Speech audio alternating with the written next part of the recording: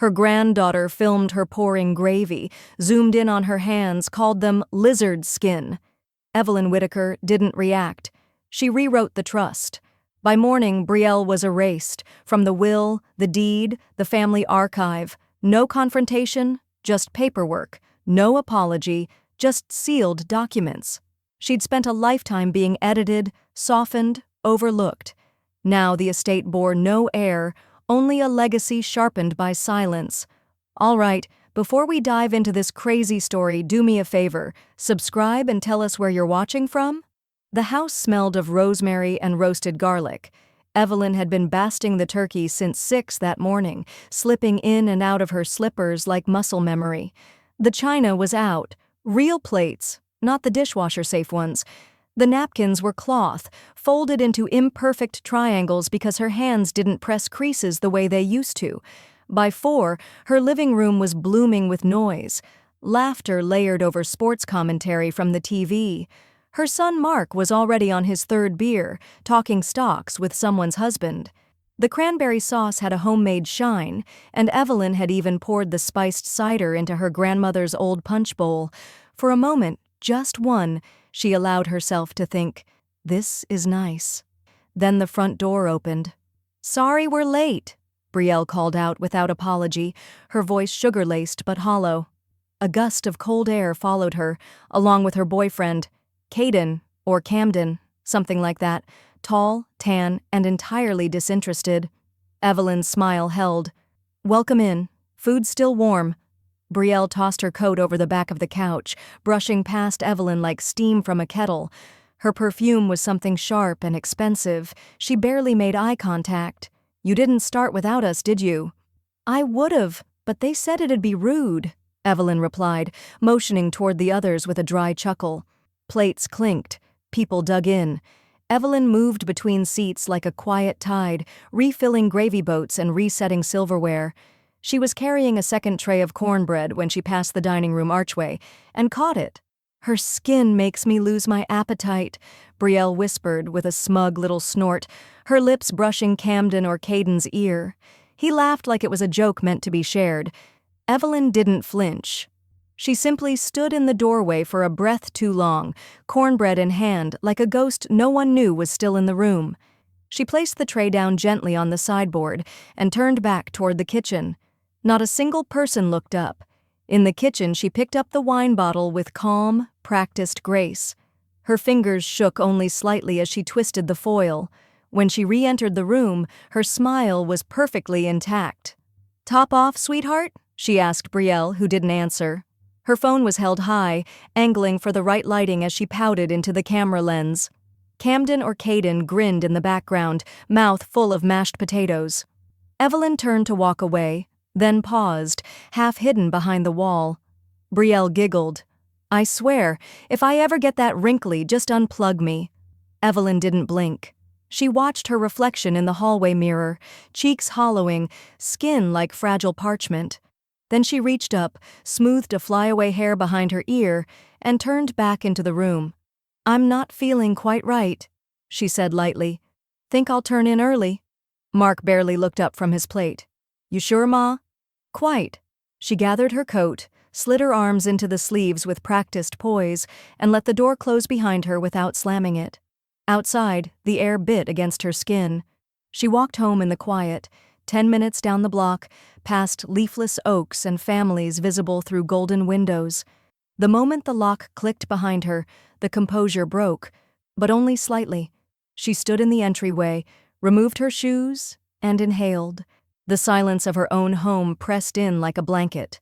In her bedroom closet, behind the rows of neatly ironed cardigans, sat a large navy binder. Estate planning. Updated was labeled in block letters across the front. She set it on her desk, her reading glasses slid onto her nose. The lamp's yellow glow pooled over the pages.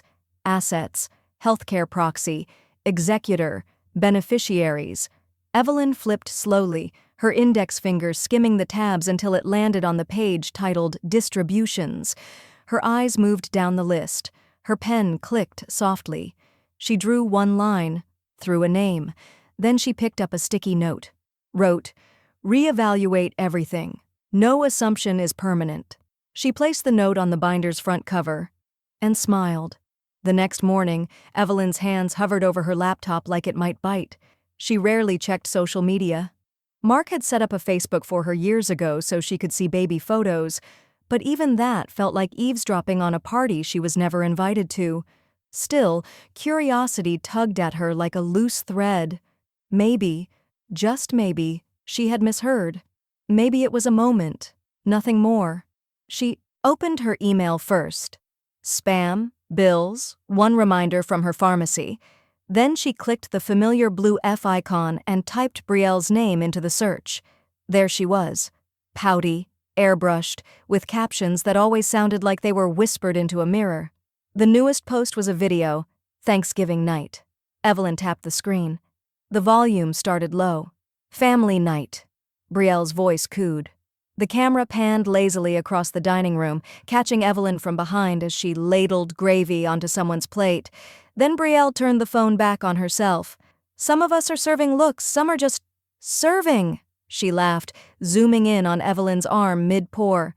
The screen froze on a still, Evelyn's hand, aged and veined, clutching the ladle like a relic. Evelyn stared. She didn't move for a long time, not even when a commercial popped up beneath the clip. Then, as if from a great distance, she scrolled down. Comment number 1. That wrinkly hag? Comment number 2. Why she built like a prune. Comment number 3. Lemme, oh, girl, delete this before she sees. She closed the tab.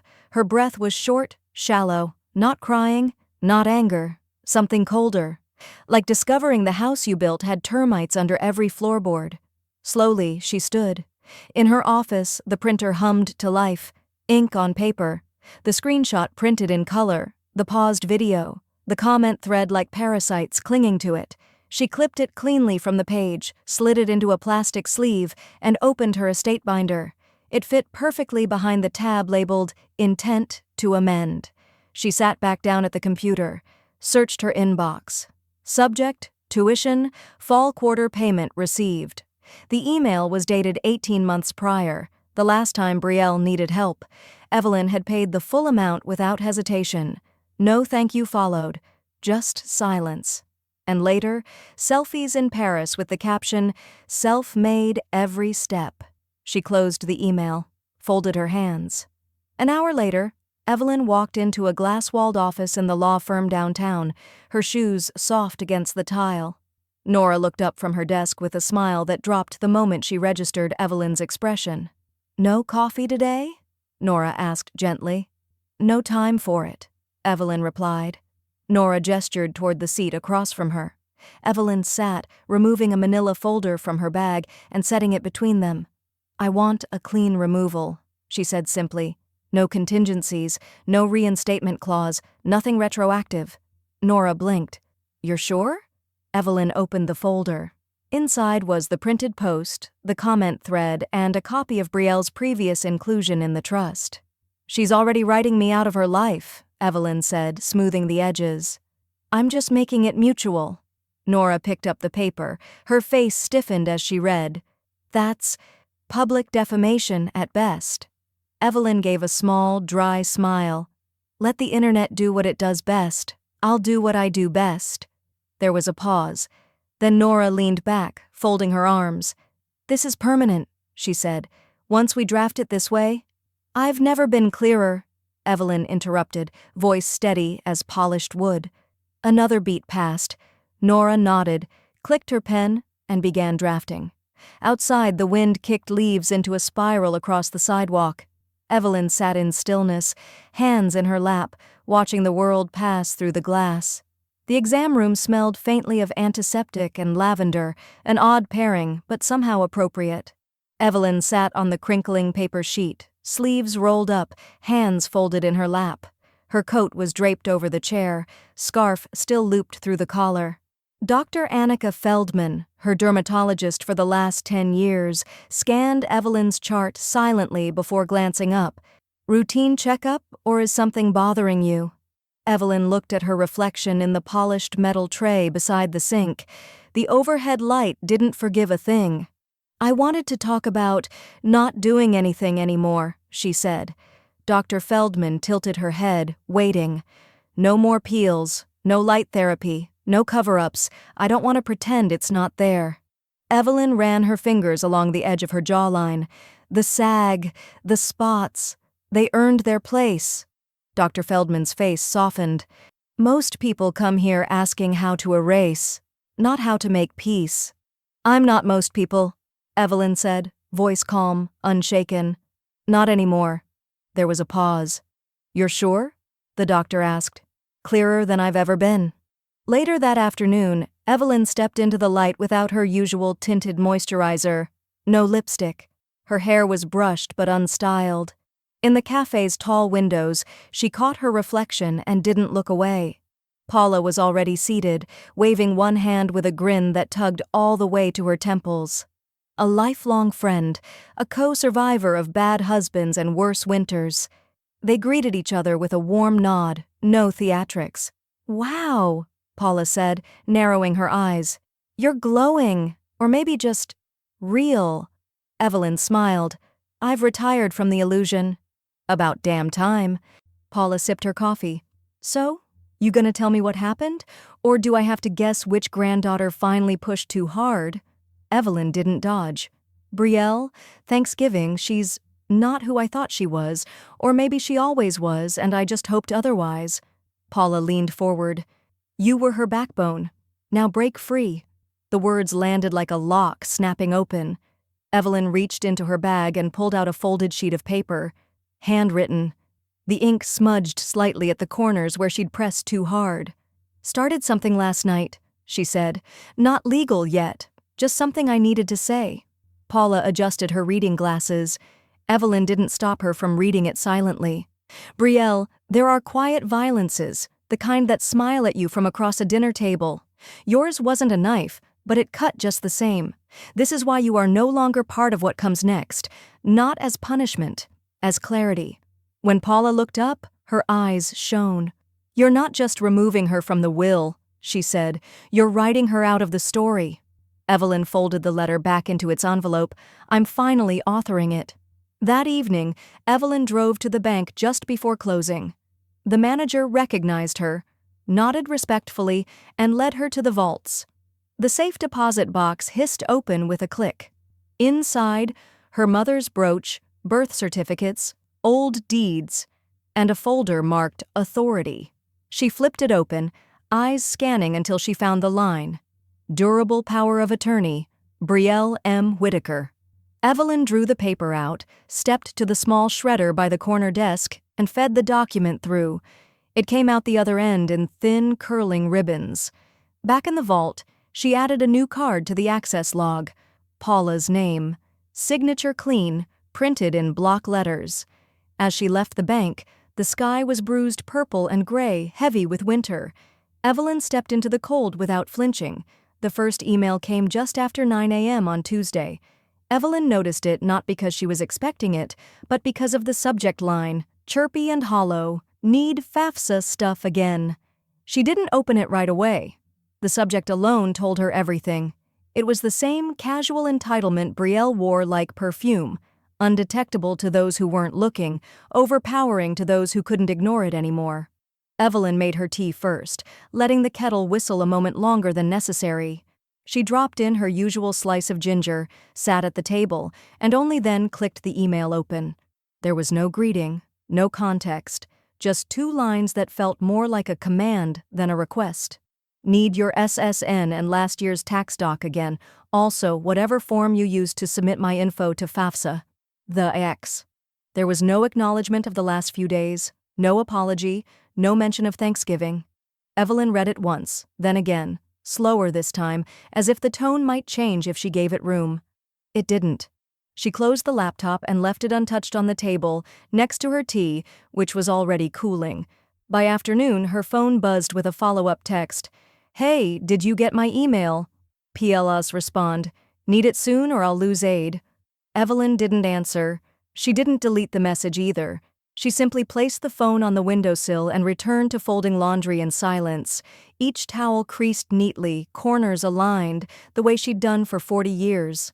The next morning, another message arrived. The urgency had begun to curdle.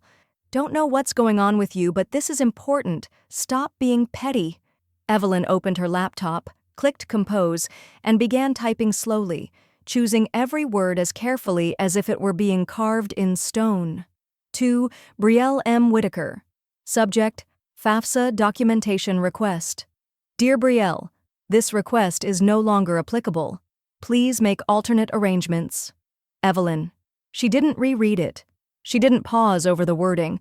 She simply hit send, closed the tab, and sat back, feeling not triumph, but something quieter, something like ballast settling in a ship's hull.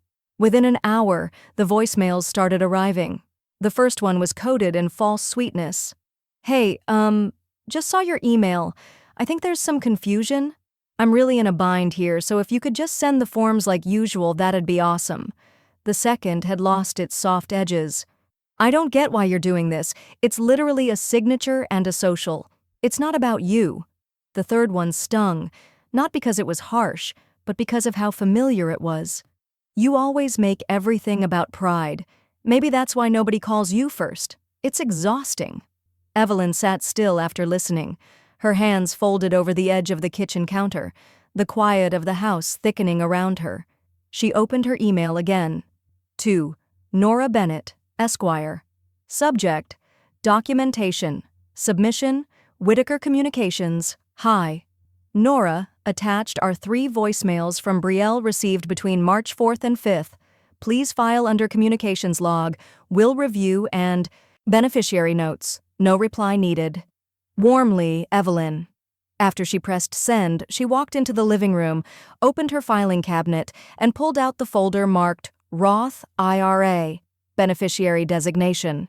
She sat down at her roll-top desk, pen already uncapped, and drew a firm, deliberate line through Brielle's name.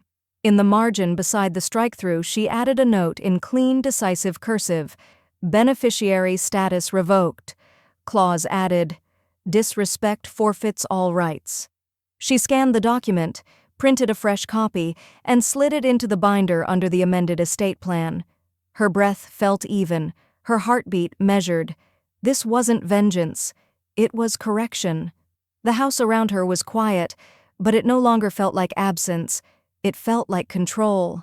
Later that evening, her phone buzzed one last time. Another message from Brielle, this one sharp and unceremonious. Fine. I'll just ask Dad. Evelyn read it once, locked the phone, and placed it face down. She didn't respond. The cafe was one of those forgettable chain places, too much chrome, too little soul, but Mark liked it because the parking was easy and they had oat milk. Evelyn arrived early, chose a booth near the back, and waited without ordering. The windows were smudged with fingerprints. A young man at the next table was typing loudly, earbuds in, oblivious to the world around him. Mark arrived 8 minutes late, code open, phone still in hand. He leaned in for a quick kiss on her cheek, already distracted. Sorry, traffic was ridiculous, he said, sliding into the booth across from her. God, this place smells like a day-old muffin. Evelyn folded her hands. I'm used to the scent of stale things. Mark gave her a puzzled glance but didn't ask. He flagged down a server, ordered a double espresso, and settled into his chair like a man preparing for a brief but necessary errand. So, he began, I got Brielle's message. Evelyn waited. She said you're withholding FAFSA stuff? I mean, come on, Mom. I'm not trying to step on anything here, but she's just trying to finish school. Evelyn's expression didn't change. Did she mention what she said at Thanksgiving? Mark blinked. She made some dumb joke, sure, but she's 24. You know how that age is. She said my skin made her lose her appetite. He winced, gave a half laugh like it might soften the impact. Okay, yeah, that's harsh, but I'm sure she didn't mean it that way. Evelyn stared at him. You're defending her. I'm not. Look, it's not about defending. It's about perspective. She's immature. She's used to filters and selfies and all that crap. You're letting it get too big in your head. Evelyn nodded slowly. Not in agreement. More like someone absorbing an equation with finality.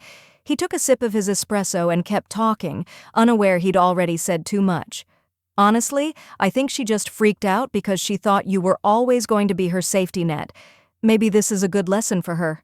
She wasn't the only one who thought that. Evelyn said. That I was the net. Mark looked up, brow creased. What's that supposed to mean? She didn't answer. She reached into her handbag, pulled out a folded letter, and placed it gently on the table. I've made some changes, she said, voice even. This is a copy for your records. He hesitated.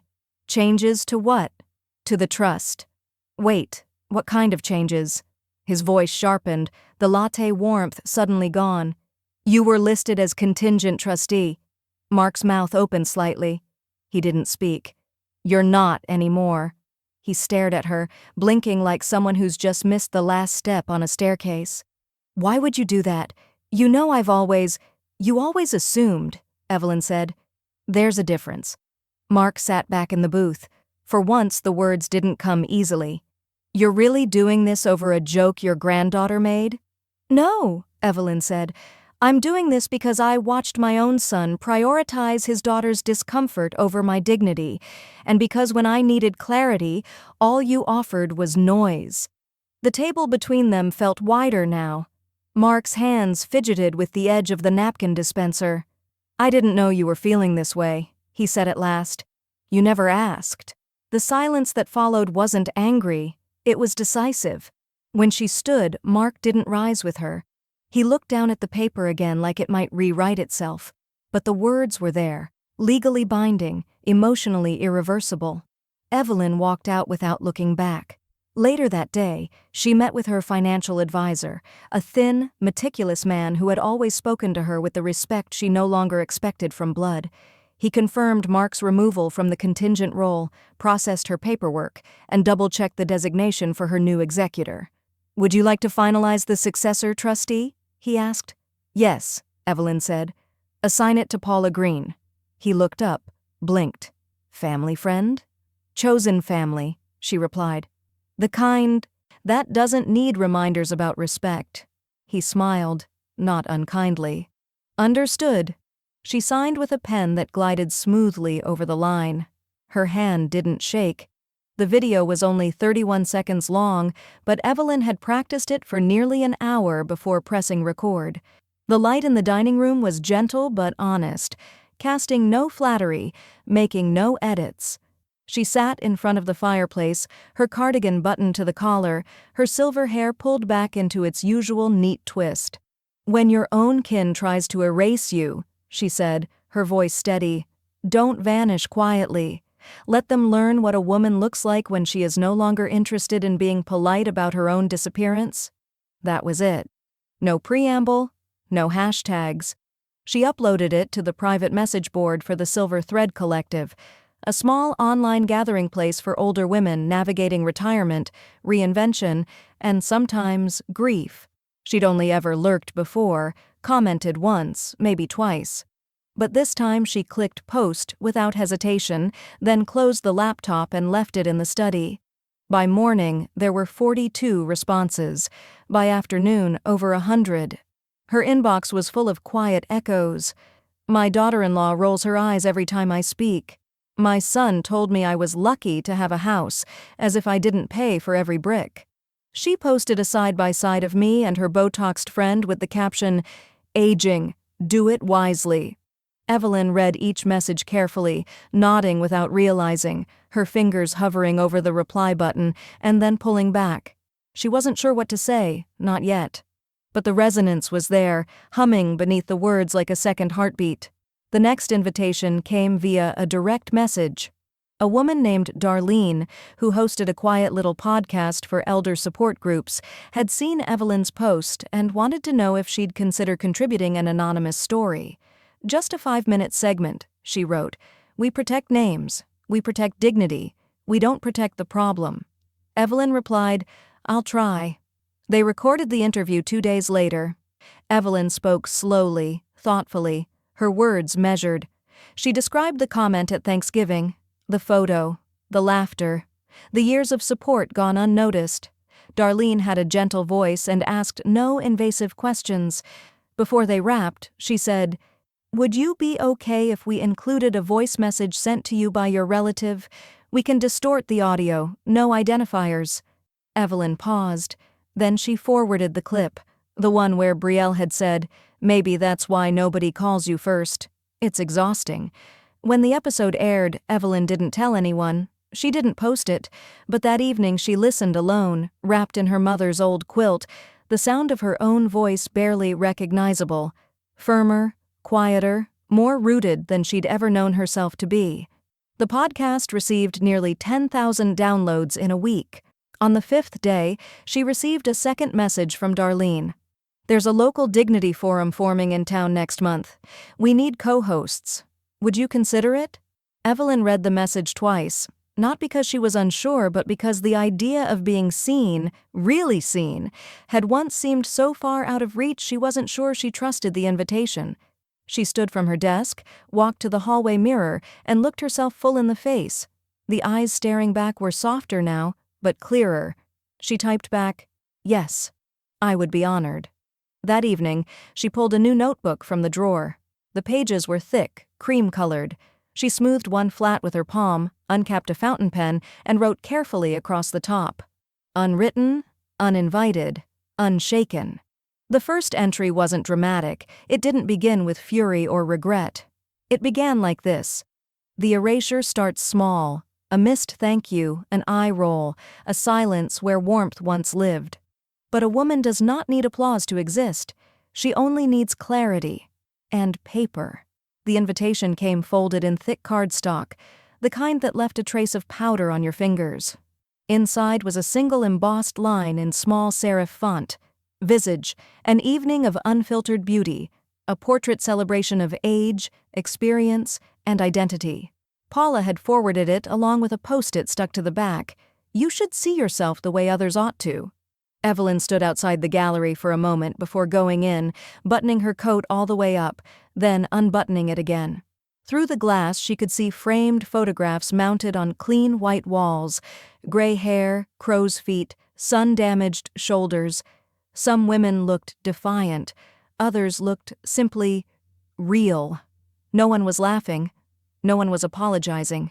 Inside, the air was hushed but warm. Light reflected off polished concrete floors, and string music played softly in the background. Vivaldi, maybe. Evelyn wandered the space slowly, reading the placards beneath each photograph. Names, ages, a line or two of personal truth. Eleanor, 81. I've been called invisible more times than I've been called by my name. Maritza, 67. My wrinkles are maps to places no one bothered to ask about. June, 74. I stopped dyeing my hair when my daughter told me I looked exhausted. She hasn't visited since. Evelyn paused in front of one large print. A woman in her late 70s, arms crossed loosely over her chest, chin lifted, jowls fully visible. There was no forced posture, just presence. Behind her, a soft voice said, "Would you be interested in participating in the next round?" Evelyn turned. A woman with a salt and pepper bob and a clipboard stood a few feet away, smiling not in sales pitch, but in genuine curiosity. "You don't have to answer now," she said, "but you carry something we like to capture." Evelyn didn't hesitate. "Yes," she said, voice gentle but unflinching. "I think it's time." They took her name and number, said they'd follow up. Nothing dramatic, no bright spotlight. But when Evelyn stepped out into the cool evening air, she felt a strange lightness, not giddy, not prideful, but anchored, like something inside her had settled into alignment. The next morning, Paula sent her a link. The gallery had posted a small album on its social page, a short recap of the night, a few images of the crowd, one wide-angle shot where Evelyn could be seen in profile, studying a frame. Below the post were the usual comments: hearts, applause, a single poem. Then, further down, a name she recognized, Brielle Whittaker. Guess the camera really doesn't add 10 years, no tagging, no direct mention, just a smirking dagger, tucked into faux innocence. Evelyn read it once, then again, letting the words sit. She did not reply. She did not comment. She took a screenshot, saved it as a PDF, and added it to her digital folder titled Reaction Record, Whittaker File. Later that afternoon, she printed the page in color and slid it into the clear sleeve behind the estate's new social clause documentation, the same way one might file a receipt for a returned gift. The smirk didn't sting anymore. It simply confirmed the math Evelyn had already done. She returned to her journal and wrote beneath the last entry in her firm, slanted script, "The more they broadcast their smallness, the less room they leave to inherit anything worth keeping." She underlined the sentence once. The office of Landis and Hallowell sat in an old brick building tucked between a wine bar and a watch repair shop, the kind of place people walked past without really seeing. Evelyn had chosen it years ago for its discretion, and now she appreciated how the receptionist still greeted her by name without looking down at a clipboard. Her attorney, Meredith Hallowell, wore rimless glasses and a gray suit that looked perpetually unbothered by weather. She waved Evelyn into a seat across from her, the large oak desk between them already arranged with folders, tabs, and pre-filled paperwork. "I've reviewed the updated trust language and the directive regarding the property," Meredith said, hands folded. "Today's meeting is simply to finalize the title restructuring and ensure the language matches your intent." Evelyn gave a single nod. It's time the deed reflected reality, not assumption. Meredith adjusted her glasses, then turned the first document toward Evelyn, tapping gently where her signature was needed. "This transfers the house from your individual ownership into the trust. Under this structure, the asset bypasses probate entirely." Evelyn signed, pen gliding smoothly over her name. For years she'd believed this house, its hardwood floors, its lilac bushes, its memory-worn doorknobs, would be passed down naturally, but nature, she had learned, could be revised. Next, Meredith opened a thinner file. "This is the family veto clause you requested. It prevents any future claim of inheritance through blood relation alone. Access must be named explicitly and maintained." "No automatic rights," Evelyn said, almost to herself. Meredith nodded. "It closes the door unless you unlock it." When they reached the final signature, Evelyn paused. "I'd like to designate one room. Second floor, south-facing, the one with the brass lock, as reserved. No conversion, no lease, no staging. It remains untouched. My retreat." Meredith noted it without flinching. "You can attach that request to the property use memo. Shall I list it as a preservation clause?" Evelyn considered, then nodded. "Yes. Let's preserve something that was only mine." By mid-afternoon, Evelyn stood on her own front porch, keys in hand. The house looked unchanged, but it felt altered, its weight redistributed. She moved with quiet purpose through each room, checking windows, drawing blinds. Upstairs, she stepped into the designated retreat room, inhaled the familiar scent of cedar and lavender, and sat on the edge of the old reading chair she'd recovered twice over the years. She pulled out a set of printed instructions and began installing the new Ring camera herself. No need to wait for a technician. She wanted to feel the screwdriver in her palm, wanted the hum of her own breath as she mounted the device above the porch light. Inside the app, she listed Paula as the secondary contact. Emergency access, full permissions. No other names were entered. That evening, she opened the small safe behind the hall bookshelf, retrieved a manila envelope stamped for county filing, and reviewed each page. Deed revision, trust documentation, immunity paperwork, ensuring the property could not be forcibly liquidated under anyone else's petition, not even family. She placed the papers in her satchel and, before leaving for the recorder's office, paused in the front foyer. The house was still. Soft light spilled through the transom window above the door. She glanced at the hallway wall where a photo had once hung, a smiling Brielle, age 16, framed next to Evelyn in front of this same doorway. That photo had been quietly removed months ago. In its place now, a mirror. Later that evening, back home after filing the documents with the county clerk, Evelyn sat down at her desk and opened a fresh document titled Home Directive, Finalized. She typed 3 words at the top of the page. No one assumed. It was Paula who sent the link, prefaced only with, "Did you see this?" Evelyn clicked it from her laptop, more curious than concerned. The TikTok video opened mid-sentence, Brielle's voice pitching high in a tour guide lilt. "So this," Brielle said, panning the phone camera across a hallway Evelyn recognized instantly, "was my grandma's house. It's like super vintage now, but when I was little it felt kind of like a museum. She had this room, seriously, a room with velvet ropes. No one could go inside." Brielle laughed, but it was sharp and unkind, not self-deprecating. "Boomers are wild," she said into the lens. "Anyway, she's kind of gone full ghost mode on me, but estate stuff is still pending, so fingers crossed." Evelyn didn't move. Her tea sat cooling beside her, untouched. She watched as Brielle opened the camera wide, giving followers a glimpse of the staircase, the old frame molding, the familiar brass doorknob at the top of the landing. "My name's still on some of it," Brielle added, eyes gleaming. "Or was." The comment section was flooded with heart emojis, jokes, and one reply that made Evelyn's hand tighten slightly on the edge of the desk. "Manifesting that inheritance energy." Evelyn closed the browser. She sat in silence for almost 10 minutes, watching the screen go black before she finally moved. Then she reached into the drawer, took out her reading glasses, and picked up her phone. The first thing she did was open the front-facing camera. She looked at herself, silently, in the pale morning light. The lines around her mouth didn't sag, they held. Her brow furrowed just slightly, not in anger, but in something far more precise. She hit record. "I've seen the tour," she said quietly. "I've seen how someone can walk through memory with mud on their boots and still ask for the deed. I won't post this, but I needed to hear myself say it. She walked through a home. I built a life." She stopped the video, saved it, didn't upload it. The message had already landed where it mattered. Her next call was to Nora. "Add a clause," Evelyn said once the pleasantries had passed. Nora, now long past surprise at Evelyn's quiet assertiveness, simply asked, "What kind? Intellectual property? Image, audio, location, anything tied to me, my likeness, my home? No beneficiary may use it for personal brand, monetization, content creation, or implied affiliation." There was the scratch of pen on paper on the other end. Then Nora said, "We'll file it under digital misuse."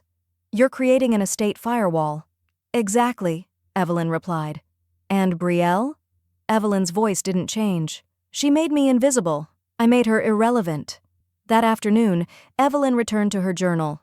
The light through the window was long and thin now, the kind that makes everything look slightly faded, like memory. She opened to a new page and began writing without hesitation. "There are those who inherit money, and there are those who inherit silence. Brielle will have neither. Her legacy will be a caption, archived. Mine will be paper, filed, witnessed, enforced." She closed the book, laid her hand flat on the cover, and let out one long breath that didn't catch. The final task of the day was one she'd been postponing, not out of fear, but intention. She opened her phone's settings, scrolled to notifications. She began disabling them one by one. First came messages, then email, then social, and finally, power. With one last glance, she shut the phone off completely and placed it in the drawer next to her bed. The drawer closed with a soft click. Not off-grid, just done listening. Evelyn sat at the dining room table with a yellow legal pad, a calculator, and the quiet hum of the heater groaning against late winter cold. The numbers were already clear. She'd run them 3 times, but it wasn't the total that mattered. It was the act of closing the tab.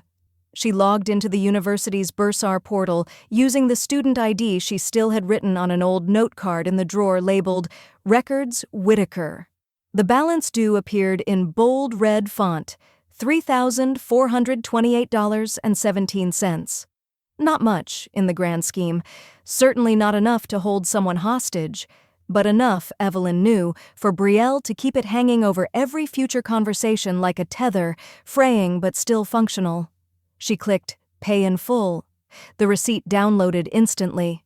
She printed it, folded it neatly, and slid it into an envelope along with a single post-it note in her own tidy cursive. Your last handout. E. She didn't seal the envelope. She wasn't mailing it. She'd send it as a scan. Let the paper remain hers.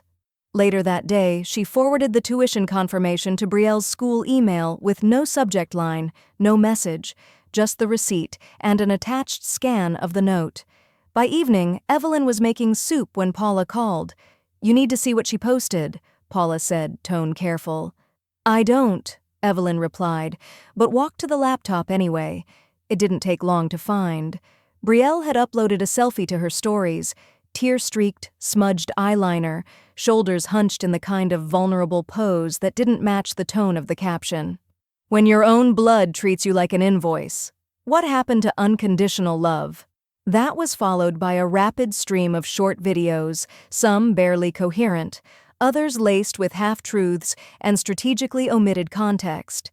Evelyn watched just enough to understand the message. She was being made into a villain. One comment read, "You'd think an old woman would be grateful someone still wanted her around." Another, "She sounds bitter AF. Karma's coming." Evelyn's fingers didn't tremble as she opened her screen recorder. She captured every frame, video, captions, comments, even timestamps. She didn't add commentary. She simply archived. A few hours later, Nora called. She had already seen the clips. A cousin, apparently, had forwarded them. "I'm drafting the affidavit now," Nora said. "Final inheritance denial. This one's clean, ironclad, no contest clause, no loopholes." Evelyn sat in her reading chair, one foot tucked beneath the other. "Make sure it includes the misuse of emotional narrative for social currency," she said. "It wasn't just performance, it was slander by omission." Nora's voice was calm. "We'll add a section. Character defamation with intent to pressure for financial favor. It'll hold." Evelyn nodded. "And attach the footage." "I already have it." They ended the call without goodbyes. There were none needed anymore. The next morning, the final affidavit arrived via courier. The envelope was thick, the notary's stamp visible through the manila paper. Evelyn signed at the dining table where she had once laid out coloring books and birthday cards, where she'd once placed cupcakes with too much icing for a girl who now called her bitter. She signed her name carefully, clearly, then again on the secondary page. Then she closed the folder and placed it in the fireproof safe beneath the hallway floorboards, not as a weapon, as evidence. The event was held in the restored auditorium of the town's historic library, a vaulted space that smelled faintly of lemon oil and old paper. Rows of chairs were neatly arranged beneath a sky of wooden beams. At the front, a podium stood between two soft spotlights and a velvet curtain that hadn't been changed in half a century. Evelyn had walked through the same doors countless times in her life: community votes, quilting exhibits, fundraisers, but never to take the stage. Not until now. A volunteer clipped the microphone to her blouse and handed her a folded program, a dignity forum for the women who raised everyone and got erased anyway. Her name was listed last. Keynote, Evelyn Whitaker. As she stepped up to the podium, a silence swept the room, not of disinterest, but of something reverent, the kind of quiet usually reserved for church pews or open caskets. She looked out at the crowd, gray heads, bent shoulders, hands folded in laps.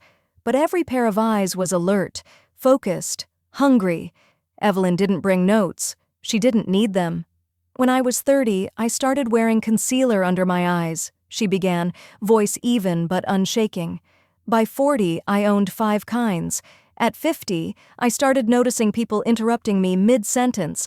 By 60, I realized they no longer looked me in the eye." A few heads nodded. One woman clutched a tissue she hadn't even used yet. Evelyn continued. "At 72, my granddaughter said my skin made her lose her appetite. I didn't cry. I didn't confront. I documented she let the words settle. I've spent the last year making peace with this face," she said, lifting her chin. "With these hands. These shoulders. I spent decades giving, folding, holding, supporting, and I will not let the evidence of that labor be treated like a flaw." She stepped back from the mic, just slightly, and delivered her closing line without emphasis, without drama, just certainty. Wrinkled does not mean worthless. The applause started slow, a few claps scattered across the room. Then it gathered, swelled. Several women stood. One in the back wiped her eyes with the sleeve of her coat. Another mouthed, Thank you. Evelyn didn't smile in pride. She exhaled, and that was enough. She stayed after the program ended, answered questions, took photos. Someone pressed a card into her hand. Acorn Press, Literary Nonfiction and Memoir Division. A soft-spoken editor leaned in and whispered, "We'd like to see a manuscript, if you're ready." She only nodded. That night, back home, her inbox held 27 messages, some from strangers, one from a local newspaper, and at the bottom, one name she hadn't seen in weeks. From Brielle Whitaker. Subject, "Wow." The message was short. "Guess you finally got attention. Took you long enough?" No greeting, no punctuation. Evelyn stared at it for a long moment, then opened her documents folder. Located the digital copy of the amended will, redacted except for one highlighted paragraph. She replied with a single sentence. "So did my lawyer." Attached was the excerpt. Clause 14, C. All forms of legacy, financial, reputational, symbolic, are reserved for those who honored the woman while she lived, not those who seek to reframe her once she cannot speak. She hit send, then opened her journal.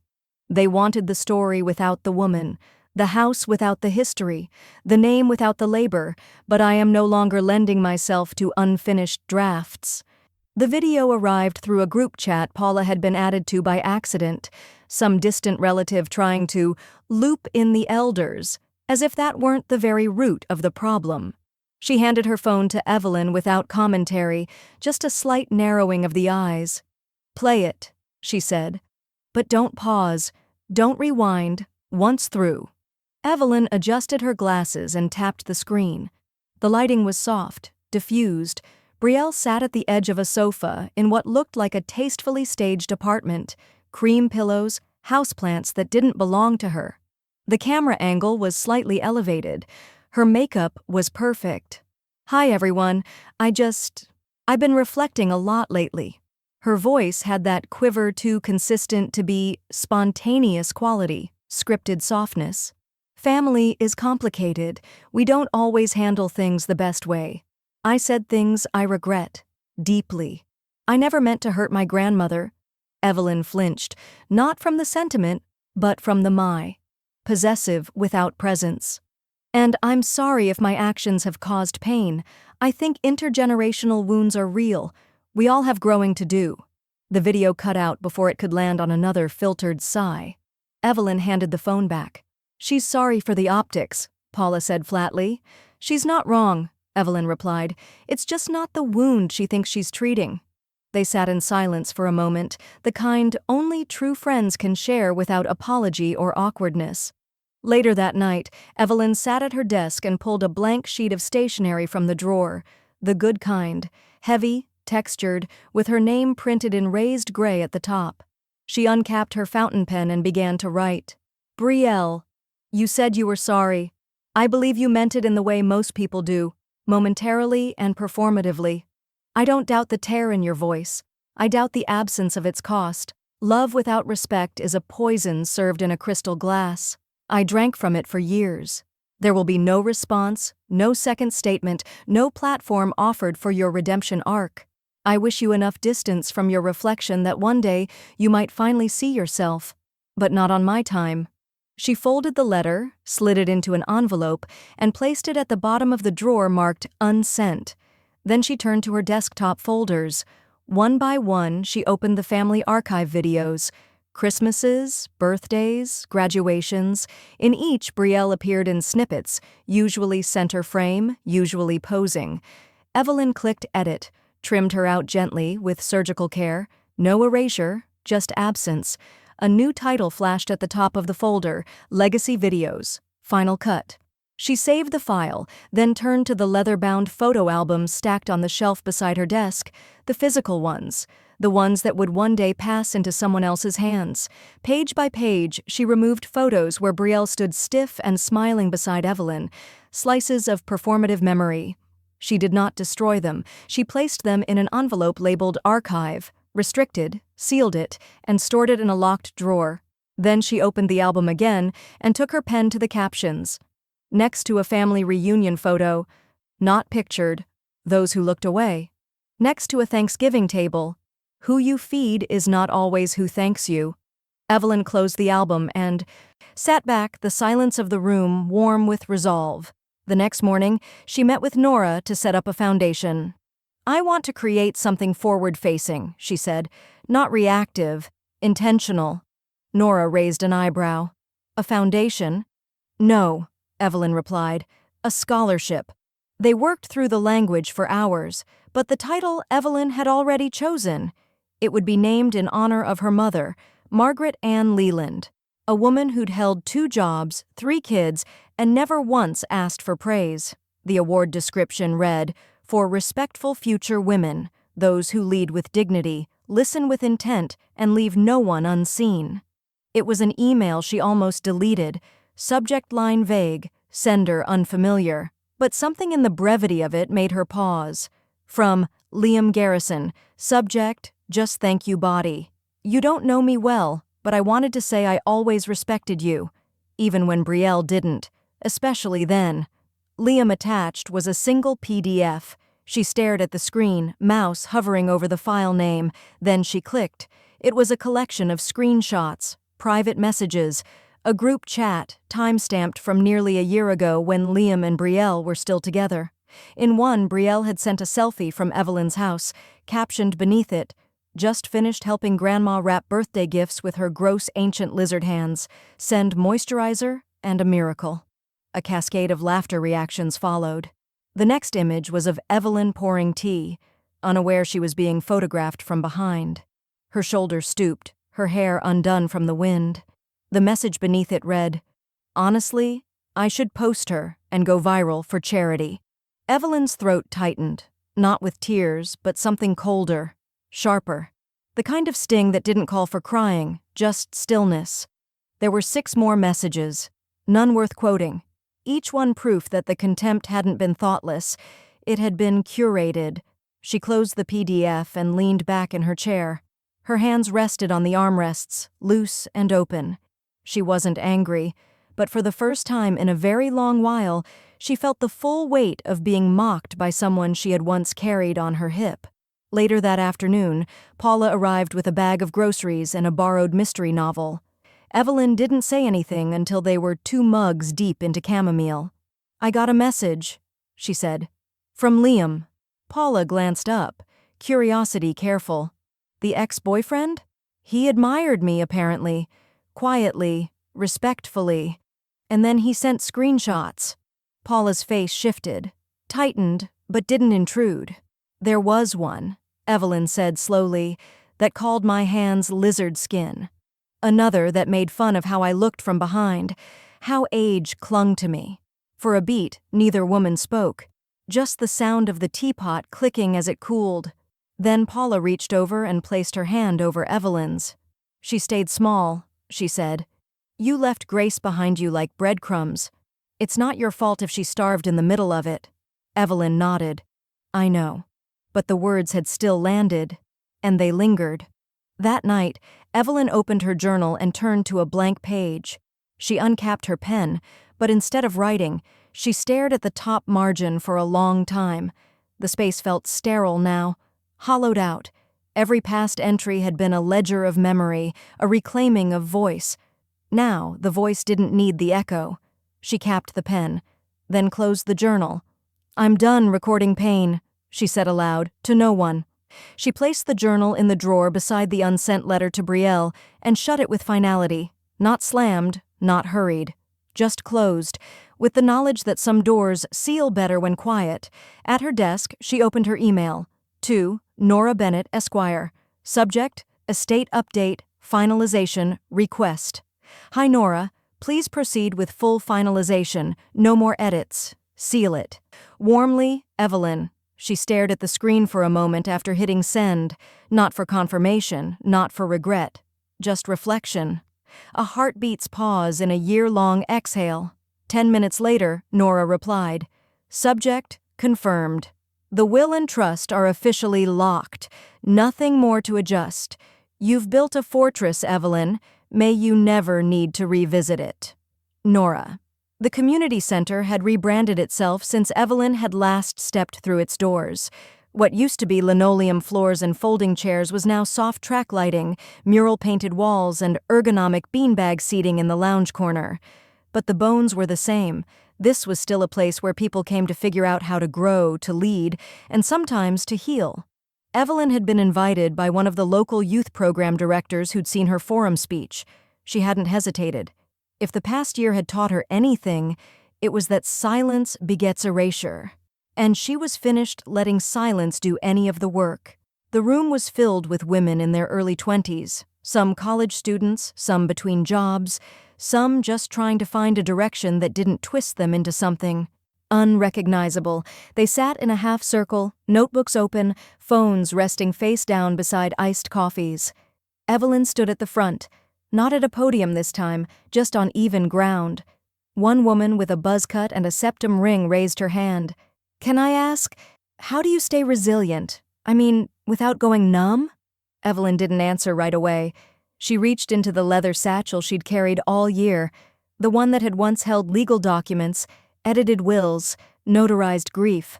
From a side pocket, she pulled out a single folded page. She held it up between two fingers. The paper had yellowed slightly. The text was still visible. "I printed this the morning after Thanksgiving," she said. "It's a screenshot from a video post made by someone I raised."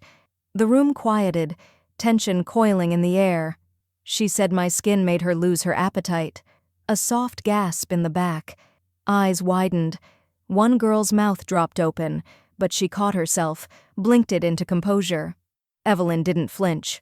She said it behind my back, but loud enough that the internet heard it, and the internet agreed. She paused, then unfolded the page slowly and held it out, letting the group see the grainy image, the comment thread, the cruelty pretending to be comedy. "Resilience," she said, "is not what happens when you endure something.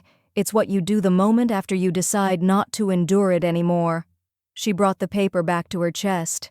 "When they try to erase you," she said, "you ink harder." And with that, she tore the printout in half, then again, then once more, until it was just paper confetti in her hands. Someone started clapping. Another joined, then the rest followed. Not polite applause, but something richer, like release. Evelyn smiled. It was not a triumphant smile, not the grin of someone who'd won anything. It was the smile of someone who had come home to herself. She stepped forward and handed the torn pieces to one of the women nearest her. "Recycle that for me, would you?" The woman, black nail polish, lavender sweatshirt, nodded and took them reverently.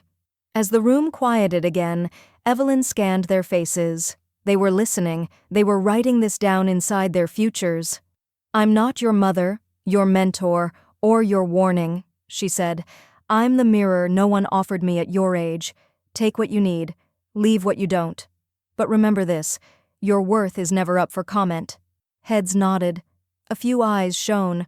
She picked up her satchel and walked toward the door, but paused before she left. "Next generation's safe now," she said, more to herself than anyone else. But a girl in the front row heard it and smiled like a promise had just been kept. The chairs in the main room of the Whitaker Center for Women's Dignity were arranged in wide semicircles, upholstered in soft gray fabric that invited stillness without stiffness. Light from the tall windows stretched across the hardwood floors, filtered through gauzy white curtains Evelyn had once helped select before construction was even complete.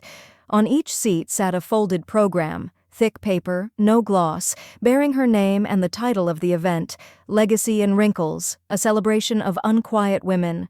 Just before noon, the room hushed. A staff member dimmed the lights, a small screen lowered from the ceiling. The opening frame appeared with no introduction, just Evelyn, seated in the armchair from her study, a teacup at her side, her hands folded neatly in her lap. She didn't look rehearsed. She looked certain. "If you're watching this," she began, "then I've stepped into what I hope was a peaceful passing. Maybe even on my terms, which would be fitting." Her voice carried the familiar calm of someone who had lived thoroughly, without needing to sound impressive. Her eyes, direct and steady, remained fixed on the camera. "I didn't record this to be remembered perfectly," she said, "only accurately." She let a small breath settle the space between her words. I was a woman who poured too much tea, worried too much about being gracious, and stayed silent too long while being made invisible in the very rooms I helped hold together. I loved hard. I paid tuitions. I ironed napkins no one ever thanked me for. Several heads in the audience nodded. I was told my skin made someone lose their appetite. I was told, through words, through silence, through omission, that I'd become inconvenient. Her tone didn't shift, but the air in the room had changed, tightened. To the one who laughed at my aging face and posted it for strangers to laugh with you, this message is not for you. The estate has been sealed. The final clause forbids you from contesting or laying claim to any aspect of it, tangible or symbolic. You are not named. You are not owed. She paused. And you are not welcome here. Gasps weren't heard, but the stillness deepened. For those who stood beside me, some loudly, some without needing words, you are the ones I entrust this to. The screen faded gently to black. For a moment, no one moved. Across town, in a high-rise apartment decorated with gold shelving and sponsored candles, Brielle refreshed the court database for the 4th time that morning. The probate file now showed only 2 lines. Status: executed and sealed petitioner rights. None. There were no appeals left to file, no names to name, no second chances written in invisible ink. She closed the laptop. The memorial at the center had begun without her. At the front of the building, inside the renovated foyer, a portrait of Evelyn hung in a brushed metal frame. She wasn't posed. She wasn't polished. She was captured mid-laugh, seated outside, garden gloves in her lap, her expression open and real. Beneath the photo was a brass plaque, understated but unmistakable. Evelyn Leland Whitaker, 1951 to 2025, builder, boundary setter, keeper of the final word. Inside the center, Paula stood at the welcome table, placing a stack of hardbound journals into the hands of women who had just attended the first writing session. The cover was a matte navy blue, linen-wrapped, with silver-embossed text, "Legacy in Wrinkles, a life unwritten by others." Every participant received a copy. Inside the front flap, the dedication was printed in Evelyn's own handwriting, "For the women who refused to be softened, edited, or saved for the last page." As the sun filtered deeper into the room, casting long beams across the floor, one young woman in the crowd opened her book and whispered to the woman beside her, "I want to age exactly like her." Paula overheard and turned away, blinking back something warm. She made her way to the hallway and stood beneath Evelyn's portrait. After a long moment, she whispered, "You kept your word. You didn't leave quietly." They erased me from their table with a whisper. I erased them from the deed with a signature, and this time I didn't tremble.